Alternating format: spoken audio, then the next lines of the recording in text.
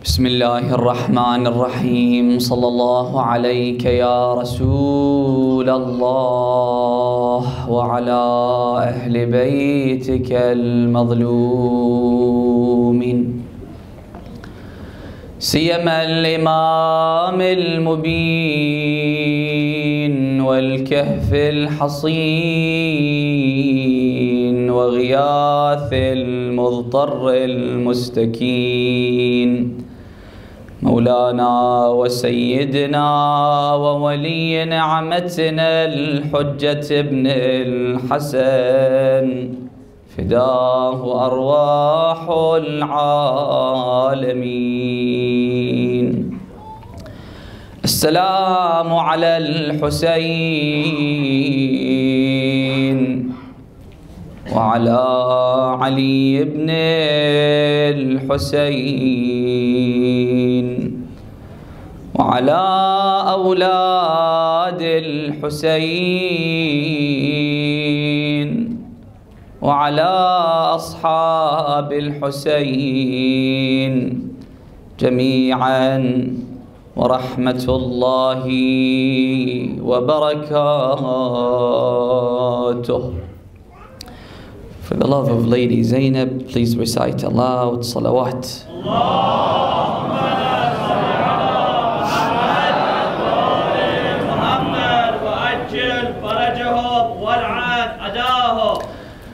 My lecture tonight will revolve around one of the sayings of Imam al-Hussein alayhi salam, where the Imam sheds light on the reason why people turned a blind eye and a deaf ear to his message and were either indifferent towards the Imam, did not support him, and indirectly supported his enemies by leaving him alone in Karbala, or by siding with the enemies against the Imam.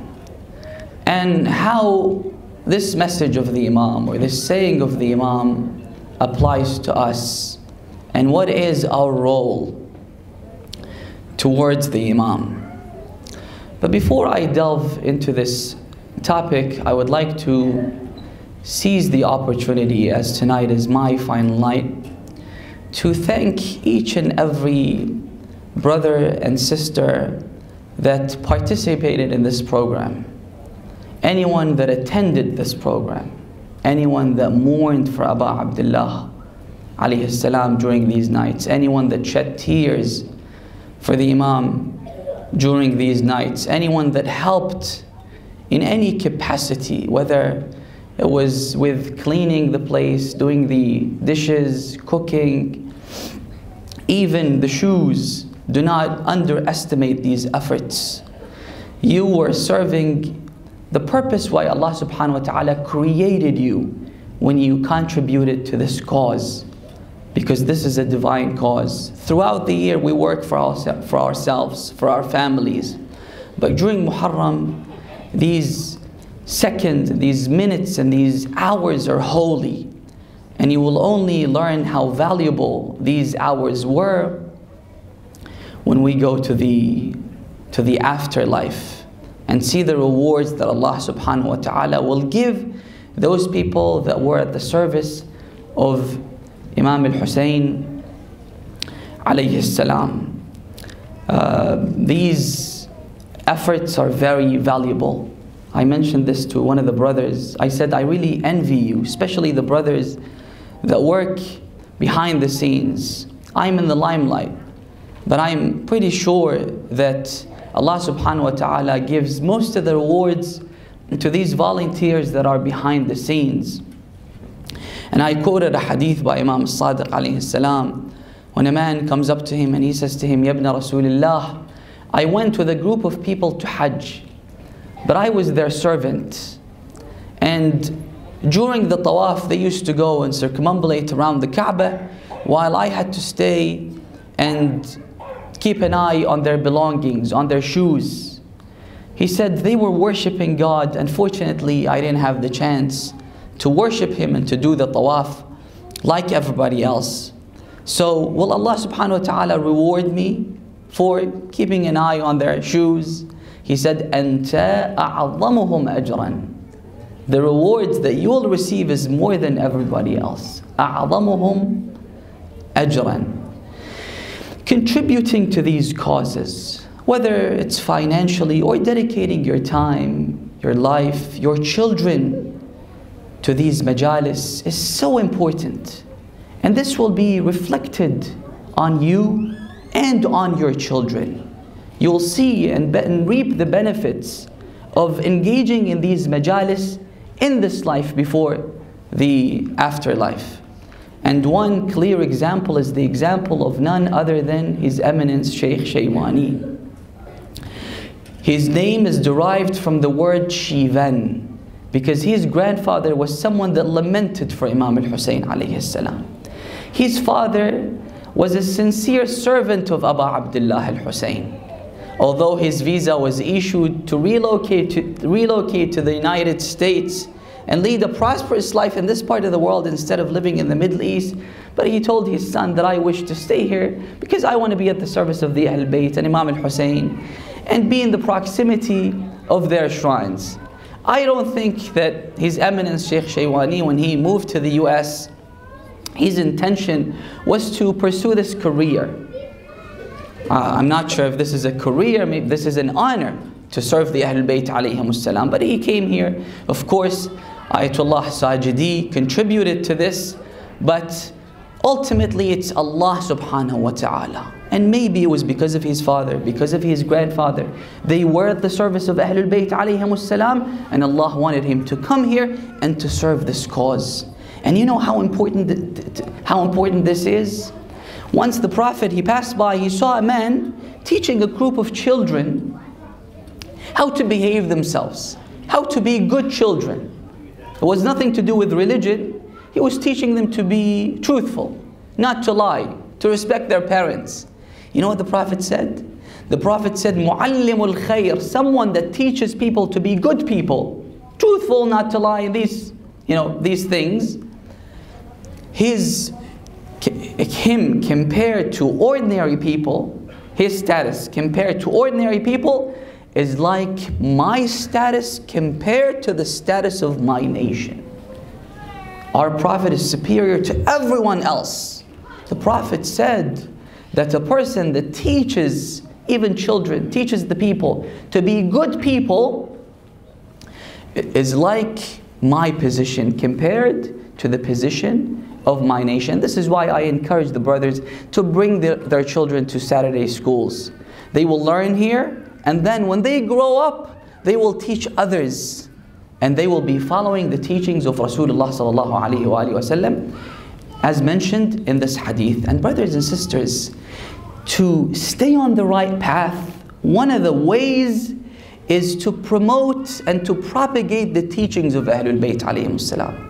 For example, if you want a sister to observe her hijab correctly, one of the ways is to tell her to speak to other sisters in school, in her workplace, to her peers, about the importance of hijab. When she wants to talk to them about the importance of hijab, she will have to be convinced before telling others, before preaching about hijab. So I think one of the ways to keep your children on the right path is to teach them, to bring them to school, and then to give them the opportunity to teach others. We ask Allah subhanahu wa ta'ala to protect all the servants of Ahlul Bayt alayhimus salam, especially the ulama, especially the scholars. Although I'm expressing my gratitude to all the brothers, to all the sisters, especially the youth committee, the people that have been taking care of me, the royal treatment that I'm receiving. I've had a phenomenal experience this year, alhamdulillah rabbil alameen. So we ask Allah subhanahu wa ta'ala to protect all the servants of Ahl Bayt, all the ulama, with the barakah of a loud salawat on Muhammad wa ali Muhammad.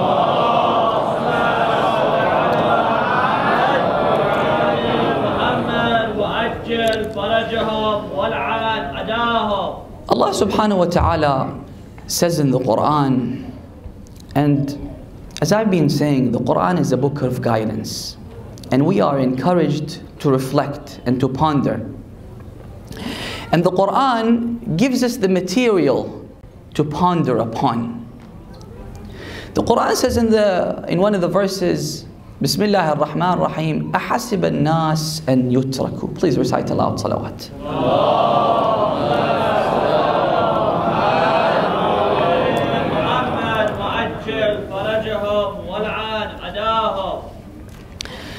It's very important to learn how to recite the Quran. However, this is the first step. What's more important is to understand the meanings of the verses of the Quran. Yes, it's important to know how to pronounce وَلَا تَقْرَبُوا الزِّنَا correctly. وَلَا تَقْرَبُوا الزِّنَا إِنَّهُ كَانَ فَاحِشَةً وَسَاءَ سَبِيلًا. However, what's more important is to understand what Allah subhanahu wa ta'ala is trying to say. He doesn't say, do not commit adultery, do not fornicate. He says, do not go close to adultery. The path that would lead to adultery is a forbidden zone. This is why Amir al-Mu'mineen used to say that it's absolutely halal for a man to greet a woman. But the Imam used to say that I would not greet a young woman, because usually the relationship between a young man and a young woman, because of the mutual attraction, this could cause problems. وَلَا تَقْرَبُوا الزِّنَا, because this path will lead to committing adultery. Maybe it starts with just looking at the Instagram profile picture. Then comes the comment. Then comes the reply. Then comes the exchanging the contacts. Then meeting each other. Then the flirtatious behavior. And then you find yourself, God forbid, in a position that shaitan wants you to be in. Because shaitan will not be content with you committing one sin or two sins or three sins. He wants you to commit the seemingly trivial first sin because he wants to catch you. He wants you to follow him. And it all starts with one word or one gaze. النظرة سهم من سهام إبليس. Looking at the opposite gender, this sinful gaze is like being pierced with an arrow shot by shaitan. And this arrow is a poisonous arrow. The poison will start to run in your stream, in your veins. And it could be fatal. It could take away your faith. So we come to the Quran to receive guidance from Allah subhanahu wa ta'ala. Because you talk to God when you pray. But God talks to you when you recite the Quran. The verse in the Quran says, أَحَسِبَ النَّاسِ أَن يُتْرَكُوا أَن يَقُولُوا آمَنَّا وَهُمْ لَا يُفْتَنُونَ. Do the people think that they can just claim that they are faithful, that they are God conscious, that they are good people, without substantiating the claim, without showing evidence and proof that they are faithful, prove that they are God conscious? No, that's not going to happen. Do you think that a police officer would be content if they catch someone who is driving recklessly on the highway, when that driver says that, I know how to drive without presenting a driver's license? No. You have to sit for an exam. You have to be tested. If someone says that I am familiar with medicine, do you think that suffices? No.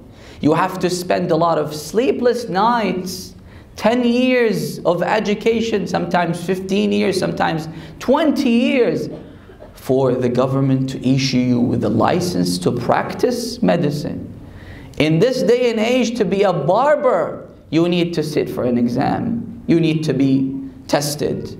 Now, for you to say that I am a good person, and 99% of the people have good opinion of themselves. They think that they're good people. But Allah subhanahu wa ta'ala says that you have to be tested. Imam Ali alayhi salam once saw this man who was supplicating to God. He was doing dua, he was praying. He was asking God to exempt him from being tested. Oh God, I don't want you to test me in this life. Imam Ali said to him that this is a law that cannot be bypassed. This is a law that everyone is subjected to. Everyone equally. Prophets, messengers of God, apostles, imams. And because they occupy lofty positions, their test is much more strenuous and much more difficult than our tests. So you can't bypass this test. What you can ask God to do is to help you, to give you the support to pass in the test. Because sometimes you could fail in the test. And you know, we don't get to live twice.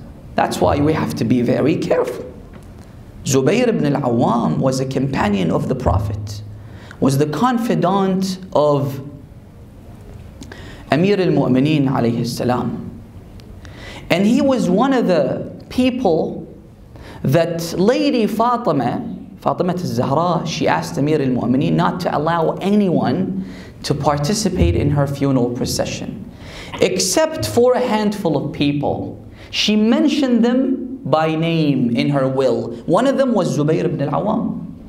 And she told Imam Ali alayhi salam that I have certain things that I want you to do after my death. If you can't do them, I'll ask Zubayr ibn al-Awwam to do them for me.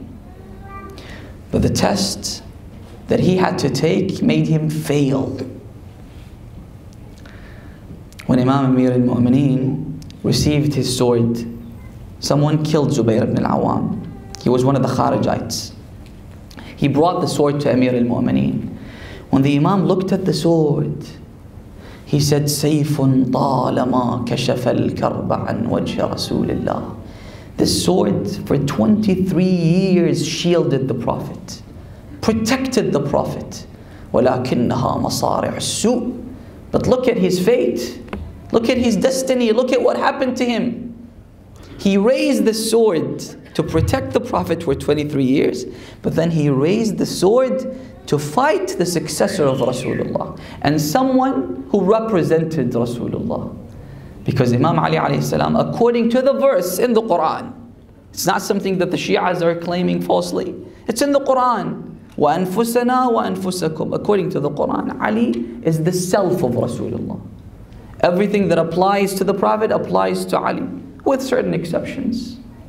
Ali is like the Prophet. This is why the Prophet, Ya Ali, silmuka silmi, harbuka harbi. Anyone who fights against you is fighting against me. Anyone who has a good relationship with you has a good relationship with me. The same sword, because of this test that he failed in, he used the same sword to fight against Rasulullah sallallahu alayhi wa alihi wa sallam.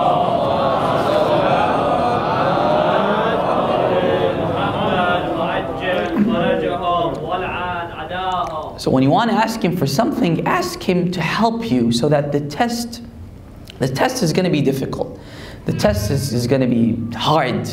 But ask God to give you the support so that you don't fail in this test. Because there is a hadith, it's a beautiful hadith.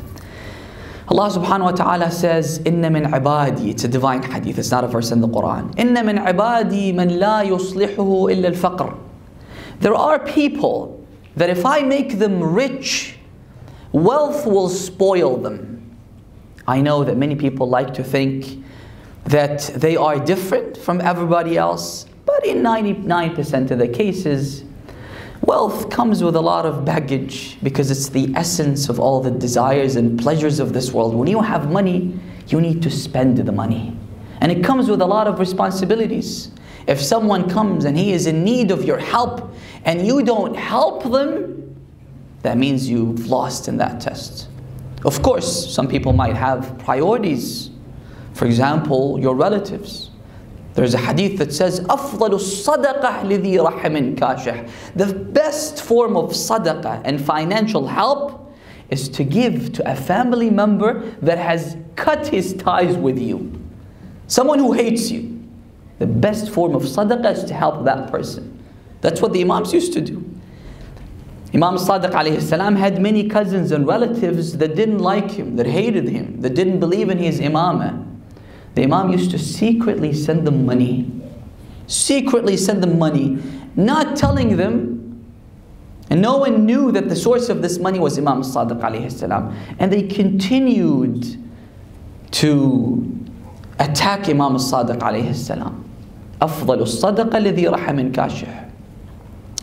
So the hadith says that some people, poverty is better for them. Disease is better for them. It's better for them to have a child who is sick, because that's what brings them to the majalis. They have a sick child, right? So they have to pray to God to cure that sick child. They go to ziyarah, they visit the Ahlul Bayt alayhimus salam. And I've seen this in a lot of families.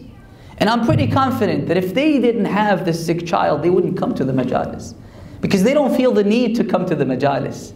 Allah subhanahu wa ta'ala creates that need. And of course, on the Day of Judgment, the hadith says that these people will come and will see all the rewards that Allah subhanahu wa ta'ala is giving them. So they will be surprised, because they know that they didn't perform a lot of good deeds to deserve all these rewards. So they will say, God, why are you giving us all these rewards? Allah subhanahu wa ta'ala says, because of what you went through, because of the hardships that you had to face. So they will say, God, I wish if the hardship was more. Allah says, no, you couldn't tolerate. You know, I made you go through these hardships, and it was difficult for you to tolerate all these hardships in this life. In the afterlife, our perception will change, and you will say, oh God, I wish if it was more than that. We have a hadith that the Prophet adopted an orphan. Yes, the Prophet adopted an orphan. But this orphan passed away, he died. So the Prophet cried and he was really upset. They said, Ya Rasulullah, why are you so upset? We could find you another orphan if you want to take care of an orphan. He said, no, this orphan was obnoxious. And because of his akhlaq, because of his ethics, because of his behaviors, I wanted him. I don't want just another random orphan, because I want to feel the hardship. I want to feel that it's difficult to take care of an orphan like this. So the hadith then continues to say that, but there are people that if they become impoverished, if they are poor, they will lose their faith and their connection to religion. And they will complain, why me? Why this is happening? Why? So Allah subhanahu wa ta'ala has to make them not extremely wealthy, but they have to lead a prosperous life. So we have different types of tests, but you have to ask Allah subhanahu wa ta'ala to make you sit for an exam that you pass in, that you don't fail in. Otherwise, no one is exempt from this rules. Yes, even the Prophet himself, even the Imam himself, Imam Ali alayhi salam said, God tested me 7 times during the time of the Prophet, and 7 times after the death of the Prophet. I was asked to sleep in his bed when they wanted to assassinate Rasulullah sallallahu alayhi wa sallam. The battle of Uhud was one of the tests of Amir al-Mu'mineen. Conquering the fortress of Khaybar was another test. Delivering the message of the Prophet and Surah Al-Bara'ah to the infidels was another test of Amir al-Mu'mineen alayhi salam. And when you look at how Allah subhanahu wa ta'ala tested the companions of Rasulullah sallallahu alayhi wa sallam, He tested them in many ways. In the first battle they won. In the second battle they lost. And this made them question their iman and their loyalty to the Prophet. They said that if he is a genuine Prophet, then why did we lose in this battle? Why did the enemies win in this battle? But this is how Allah subhanahu wa ta'ala dealt with all His prophets, because He's testing the people. He's testing them. So he tested them while they were in Mecca, a small minority persecuted. But then he tested them again when they went to Medina and established the government and held positions in the government, and they had wealth and prospered. And the second test wasn't any easier than the first test. The example that I could think of right now is the example of Iraq. So the Shi'as were a minority. Sorry, the Shi'as were a majority, but they were persecuted by Saddam. Saddam was toppled, was ousted. Allah subhanahu wa ta'ala then paved the way for the Shi'as to come and govern and to rule. We have individuals that during Saddam's time they were imprisoned, God-fearing, pious people that did not miss one Salatul Layl in their life. But then after the fall of Saddam, when Allah subhanahu wa ta'ala tested them with authority, you see the corruption in Iraq. You see all the carnage in Iraq. Allah subhanahu wa ta'ala is testing us both ways. We were being tested before the fall of Saddam, and you are being tested after the fall of Saddam. He's testing us with authority. Then Imam Ali says that after the death of the Prophet, I was tested 7 times. Imam Ali was known for his courage and bravery, right? And a person who is courageous is always ready to fight, to go to war. But now, Ya Ali, you have to remain silent. The easiest thing for Amir al-Mu'mineen was to fight and raise his sword.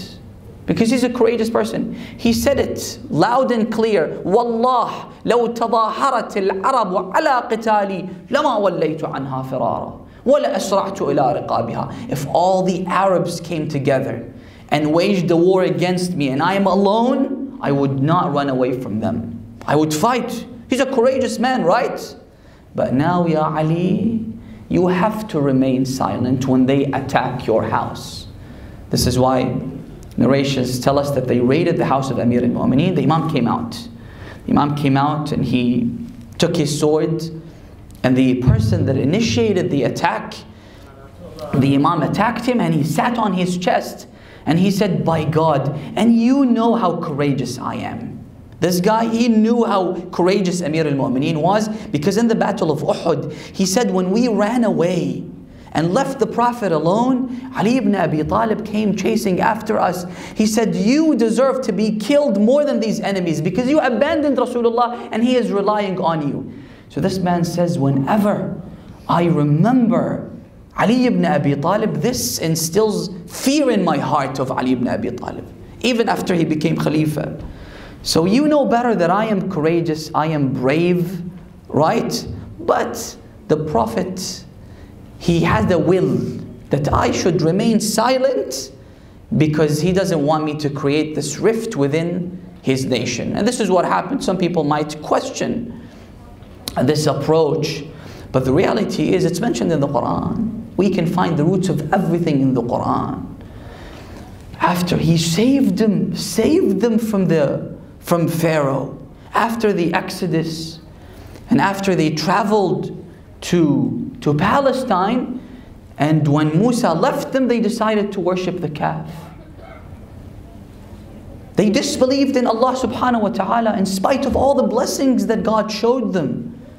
So Musa comes back, Ya Harun, why didn't you say anything? Why didn't you do anything?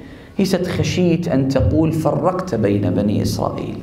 I feared that you might say that you created that schism within the Israelites.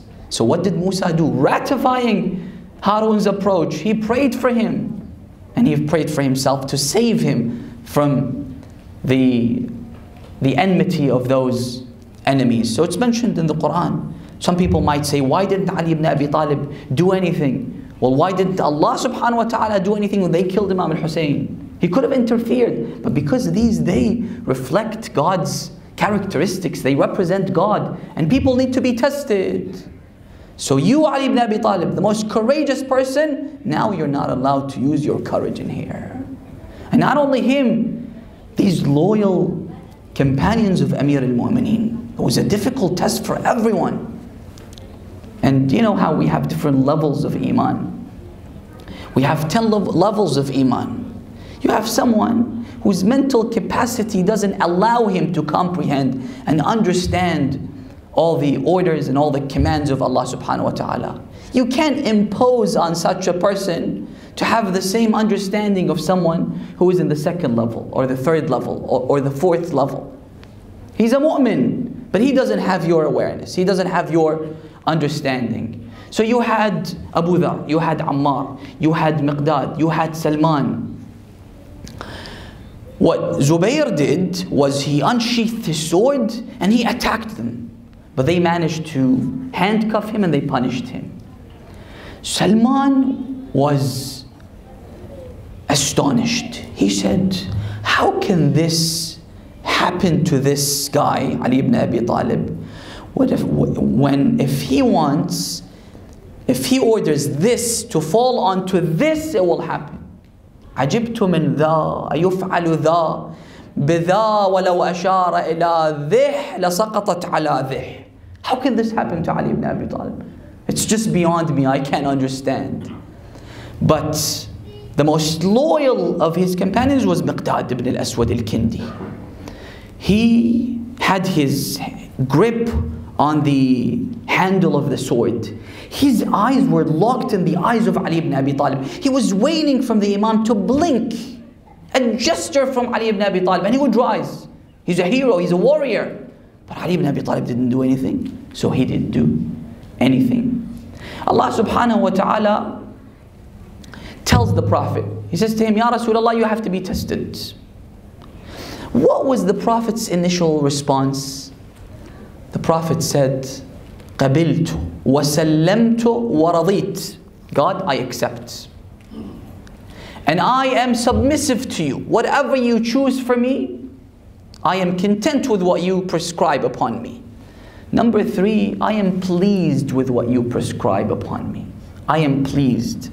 Because people, in the face of tribulations and tragedies, we have 4 types of behaviors or reactions. The first type are the people that don't tolerate.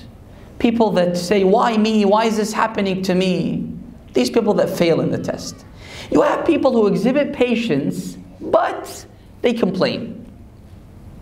And you have people that are patient, you know, it's difficult, it's hard, and they don't complain. And you have people that are pleased with what Allah subhanahu wa ta'ala chooses for them. Like Imam al-Hussein alayhi salam, Ilahi idha kan hadha yurdik fakhudh hatta tarda. If this satisfies you, if this pleases you, take as much as you want. Take all my children if you want. Ya Allah, I'm pleased with what you want from me. This is why he was always thankful. He expressed gratitude to Allah subhanahu wa ta'ala, even though he was being killed. So Allah says to the Prophet that I will test you with 3 things. Number 1, poverty, hunger, thirst. When he was in Mecca for 7 years, they imposed a blockade on the Prophet. No one was allowed to deal with the Prophet and his companions. No one was allowed to sell or buy anything. They didn't have food. To an extent that when his wealthy wife Khadijah, this loyal wife of the Prophet, when she passed away, the Prophet came and he used his robe to cover her, but the robe wasn't big enough to cover the body of Khadijah, who was once a wealthy woman. Ya Rasulullah, you'll have to taste poverty. He said, Radit, Sallamt. Number 2, Ya Rasulullah, people will reject you. And it's very difficult for someone like the Prophet, who is the master of all God's creation, the cream of the crop, someone who was sent to guide the people to be treated like this. We have a hadith that in the battle of Uhud, they broke the Prophet's forehead. So he fell as he was bleeding. Jibreel comes down. He says, Ya Rasulullah, every Prophet has a prayer that God will answer. You could ask God to bring down His wrath on your nation, to wipe them out, to destroy them. All it takes is one prayer. This is what Yunus did. This is what Salih did. And Allah subhanahu wa ta'ala wiped them out. You could do the same. So the Prophet raised his hands. All the angels were waiting for the Prophet to utter the words, and Allah subhanahu wa ta'ala will bring down his wrath. When he said, Allahumma ihdi qawmi فَإِنَّهُمْ لَا يَعْلَمُونَ. God, I forgive them, and I want you to forgive them as well. Don't punish them because of how they are treating me. Guide them, because they're ignorant. They don't understand that I'm here to guide them, to help them. اهد قومي فإنهم لا يعلمون. And number 3, he told him, Ya Rasulullah, you know what will happen to your family members? You know what will happen to your beloved daughter? You know what will happen to your son-in-law Ali, your brother?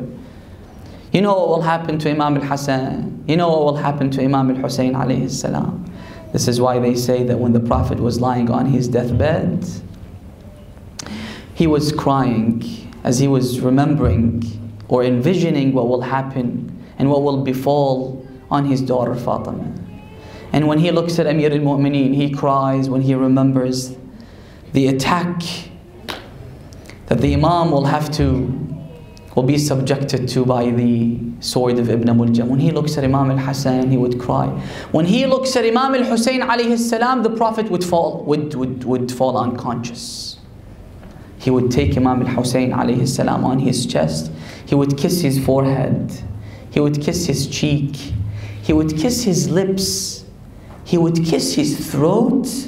And he would kiss his chest. Fatima says, Ya Rasulullah, you know, it's not usual for someone to kiss a child, to print a kiss on his chest or on his thorax, on his throat. So the Prophet said, أُقَبِّلُ مَوْضَعَ السُّيُوفِ مِنْ بَدَنِهِ. These are the places that will witness the strikes of the swords and the spears and the arrows and the rocks and the stones. This is why after the day of Ashura, Sallallahu alayka ya mawlaya ya Aba Abdullah, Sari bnei Bulandas, Dar barabar Zainab. خدا کند که نباشد سر برادر زینب.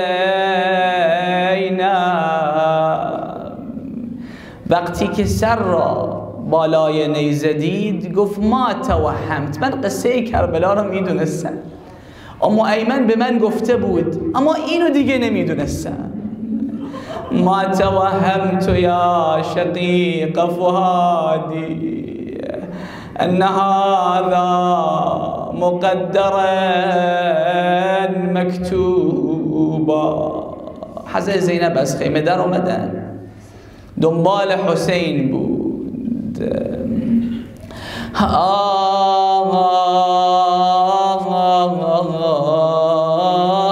گلی گم کرده ام می جویم او را، به هر گل می رسم می بویم او را. دنبال حسین می گرده، اما چطور حسین رو شناسایی کنه؟ آدم یا از چهره و سرش شناسایی میشه، یا از پیراهنش، یا از انگشترش. اما حضرت زینب چطور آقا را شناسایی کرد؟ دید یک پیکری هست، در اون پیکر عجیبتر از همه پیکراست. روایت داریم فرقتون بالسیوف. Some used daggers, some used swords, some used spears, some used arrows. Everything at their disposal was used to attack Imam al-Hussein alayhi salam. این جسد برادر منه. فقالت أنت أخي أنت ابن والدي آيات برادر منی آیات حسین منی.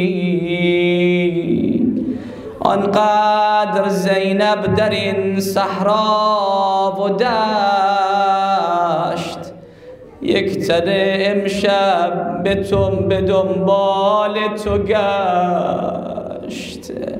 گاهی می گردد به دنبال سرت گاهی می گردد به دنبال تنت. ای برادر جان کجا شد مسکنت در کجا خواباند امشب دشمنت. یا حسین احرق قلبي عزاك روحنا يا قرة العين فداك يا غريبا في ديار كربلاء صرت عريانا ومسلوب الرداء. ای حسین جان پشتم از داغت شکست درد عالم بر دل و جانم نشست.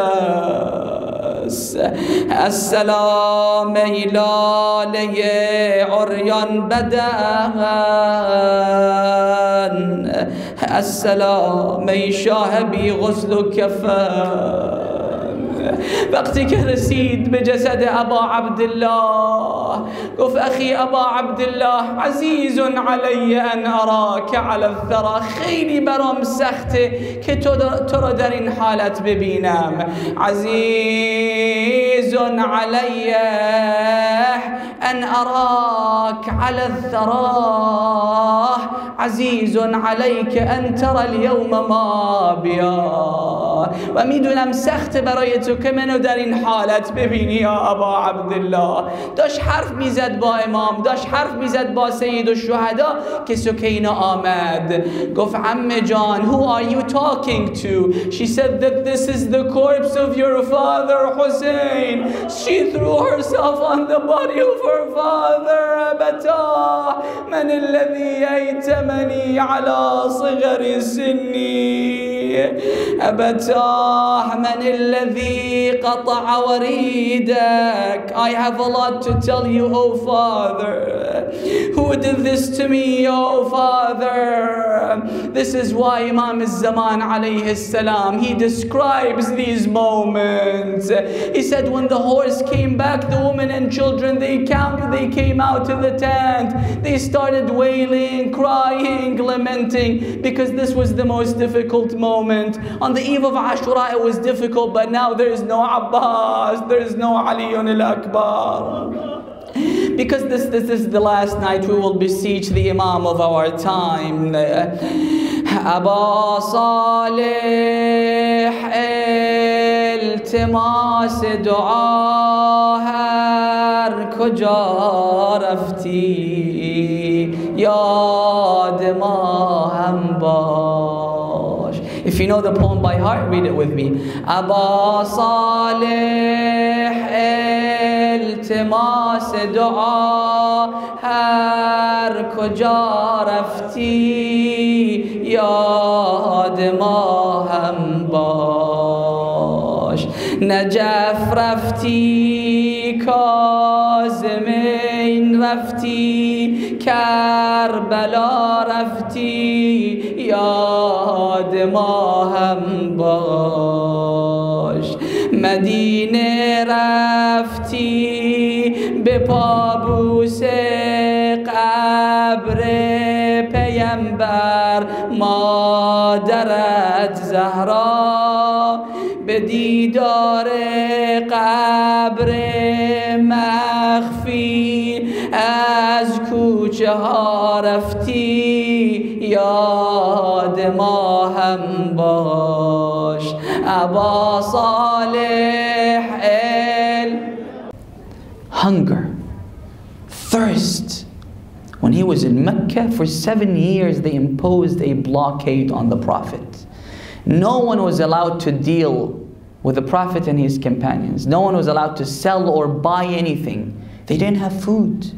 To an extent that when his wealthy wife Khadijah, this loyal wife of the Prophet, when she passed away, the Prophet came and he used his robe to cover her, but the robe wasn't big enough to cover the body of Khadijah, who was once a wealthy woman. Ya Rasulullah, you'll have to taste poverty. He said, Radit, Salamt. Number 2, Ya Rasulullah, people will reject you. And it's very difficult for someone like the Prophet, who is the master of all God's creation, the cream of the crop, someone who was sent to guide the people to be treated like this. We have a hadith that in the battle of Uhud, they broke the Prophet's forehead. So he fell as he was bleeding.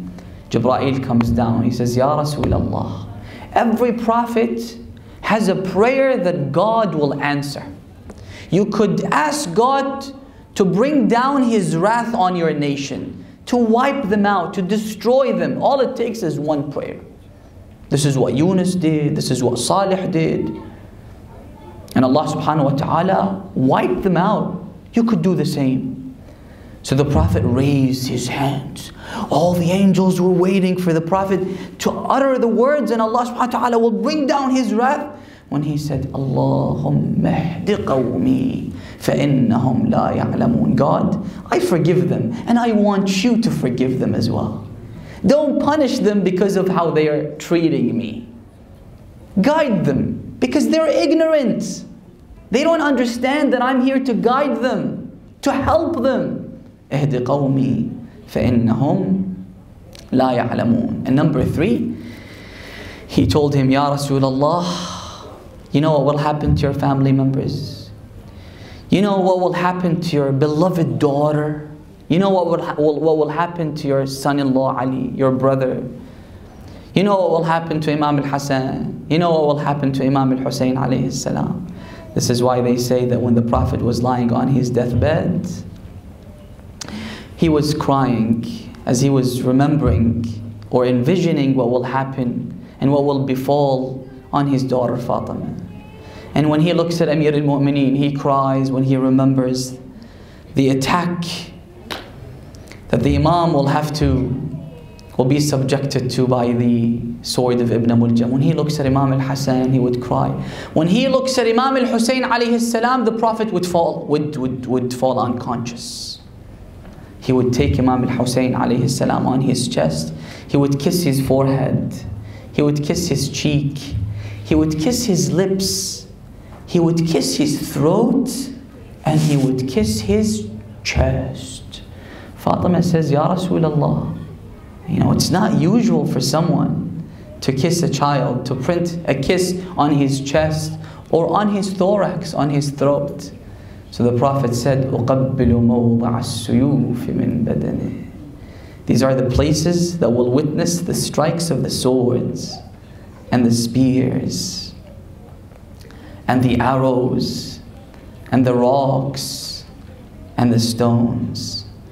This is why after the day of Ashura, Sallallahu alayka ya mawlaya ya Aba Abdullah, Sari bnei Bulandas, Dar barabar Zainab, خدا کند که نباشد سر برادر زینب. وقتی که سر را بالای نیزه دید گفت ما توهمت، من قصه کربلا را میدونستم، اما ایمن به من گفته بود اما اینو دیگه نمیدونستم. ما توهمت يا شقيق فؤادي أن هذا مقدرا مكتوبا. حضرت زینب از خیمه در اومدن، دنبال حسین بود.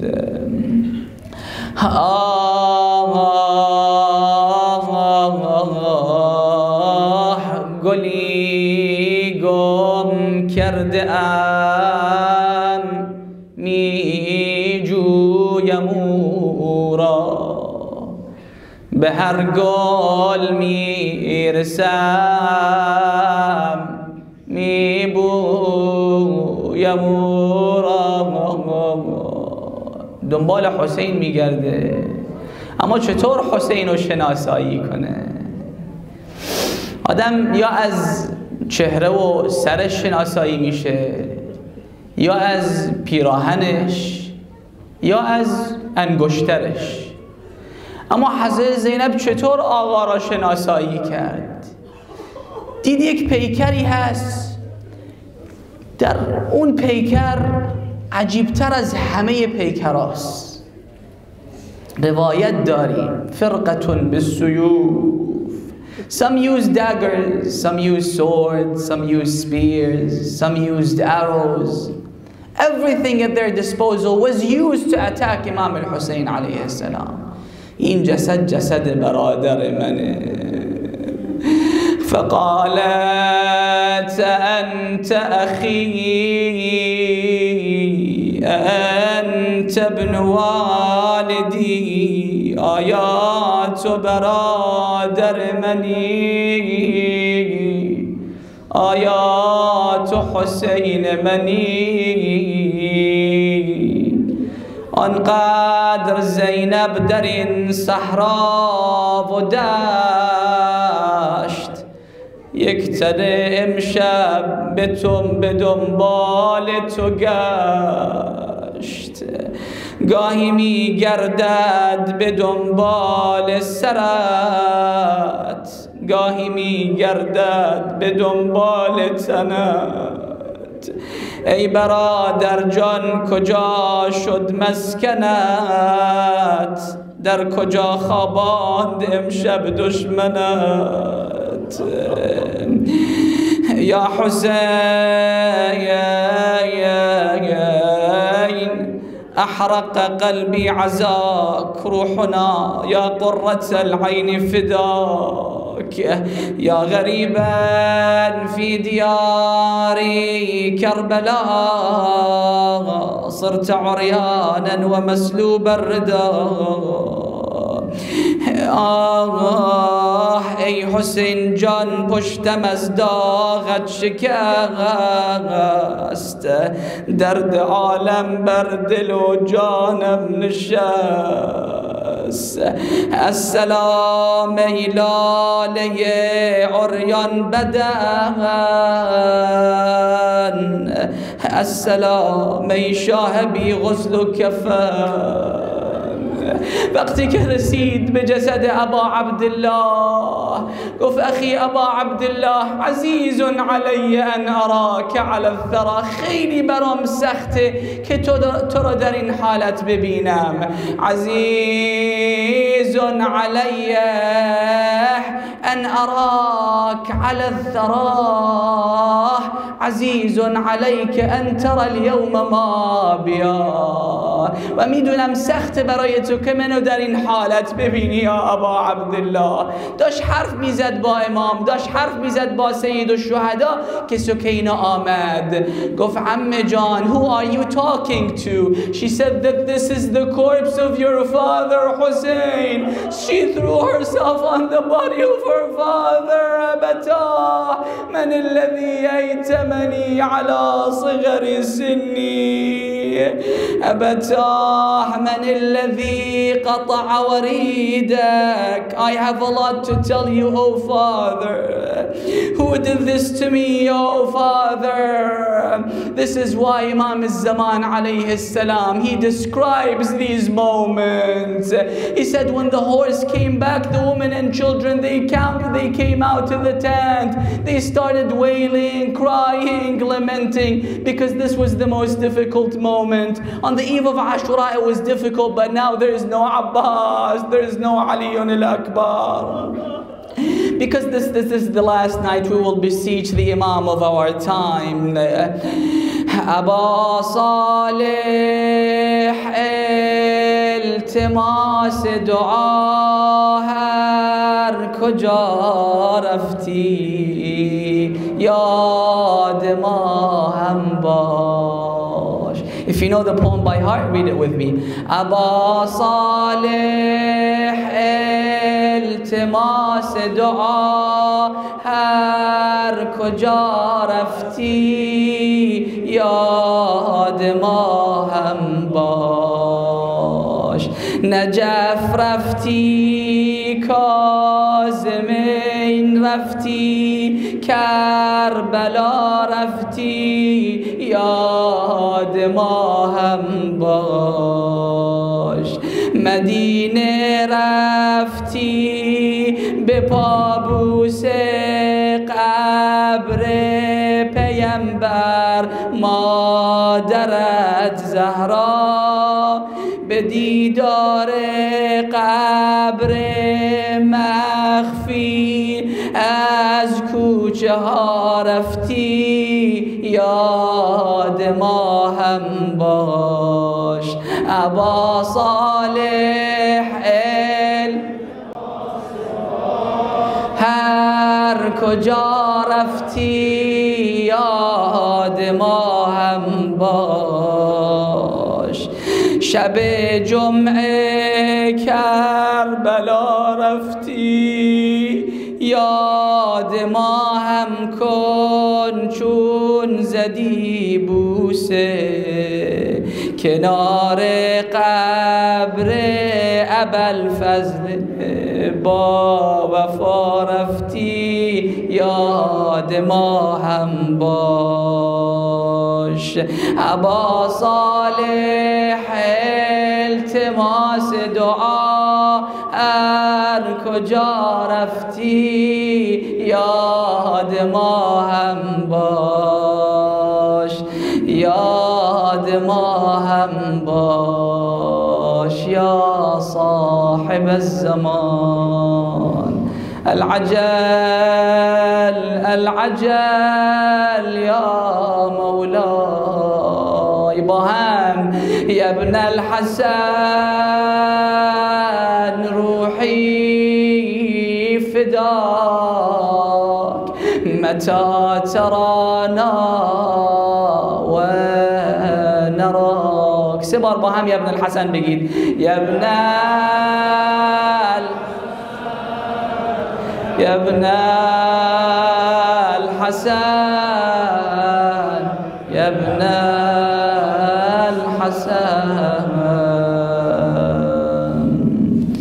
اللهم كن لوليك الحجة ابن الحسن صلواتك عليه وعلى آبائه في هذه الساعة. Let him hear you with your loudest voices. وفي كل